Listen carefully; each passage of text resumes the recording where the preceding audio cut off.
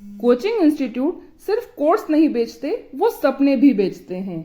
एक ऐसा सपना कि एग्जाम क्लियर होते ही जिंदगी बदल जाएगी, रेस्पेक्ट मिलने लगेगी और पता नहीं क्या हो जाएगा। और असली खेल यहीं से शुरू होता है। तुम्हें सिर्फ यहाँ पढ़ाया नहीं जाता, ये बिलीव कराया जाता है कि यही एक रास्ता है। हर साल लाखों बच्चे इस सिस्टम में आते हैं, सिर्फ पढ़ने नहीं, खुद को साबित करने।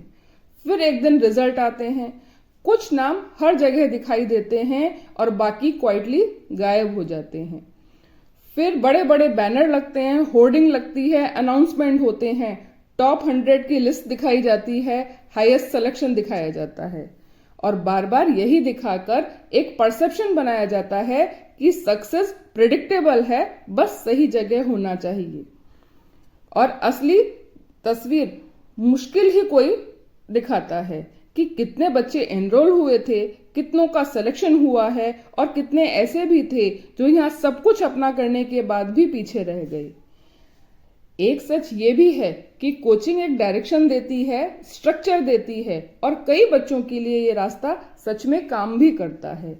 लेकिन प्रॉब्लम तब शुरू होती है जब उसी रास्ते को हर किसी के लिए एक ही सच मान लिया जाता है, क्योंकि सिस्टम को यहाँ नंबर्स नहीं, नैरेटिव बेचनी होती है, अपना बिजनेस बिल्ड करना होता है। और यहीं से एक जरूरी सवाल भी उठता है कि अगर सफलता कोचिंग की है तो विफलता सिर्फ स्टूडेंट की क्यों? क्योंकि सच इतना सिंपल भी नहीं है। हर सक्सेस के पीछे सिर्फ कोचिंग नहीं होती और हर फेलियर के पीछे सिर्फ स्टूडेंट नहीं होता। लेकिन एक बिलीफ धीरे धीरे बनाया जाता है कि सक्सेस यानी कोचिंग की ताकत और फेलियर यानी स्टूडेंट की कमी। और फिर धीरे धीरे क्रेडिट तो लाउडली लिया जाता है, लेकिन रिस्पॉन्सिबिलिटी को क्वाइटली छोड़ दिया जाता है। और यही सिस्टम और ज्यादा स्मार्ट हो जाता है। वो तुम्हें गलत नहीं बताता, बस पूरी सच्चाई नहीं दिखाता। और जब बार बार आधी सच्चाई दिखाई जाती है तो धीरे धीरे वो सच्चाई पूरी लगने लगती है, क्योंकि यहाँ धोखा लाउड नहीं होता, वो क्वालिटी होता है परसेप्शन के थ्रू। यहाँ सवाल है, जब सफलता पर सब क्रेडिट लेते हैं तो विफलता पर सवाल कौन उठाएगा? वो बच्चे जो पीछे रह गए या उनके पेरेंट्स जिन्होंने सिर्फ फीस ही नहीं भरी थी, उम्मीदें भी इन्वेस्ट की थी? क्या उन्हें सवाल नहीं पूछना चाहिए कि ऐसा क्यों, या हमें आवाज नहीं उठानी चाहिए कि ऐसा क्यों?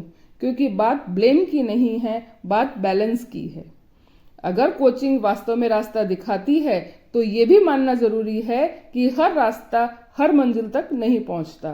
और अगर सफलता शेयर्ड है तो विफलता पर भी सवाल उठाना गलत नहीं होना चाहिए। इसलिए एक बार सवाल उठाइए और पूछिए कि सिस्टम में ये प्रॉब्लम क्यों है। अगर ये विचार अच्छे लगे तो शेयर कीजिए, शायद किसी के काम आए।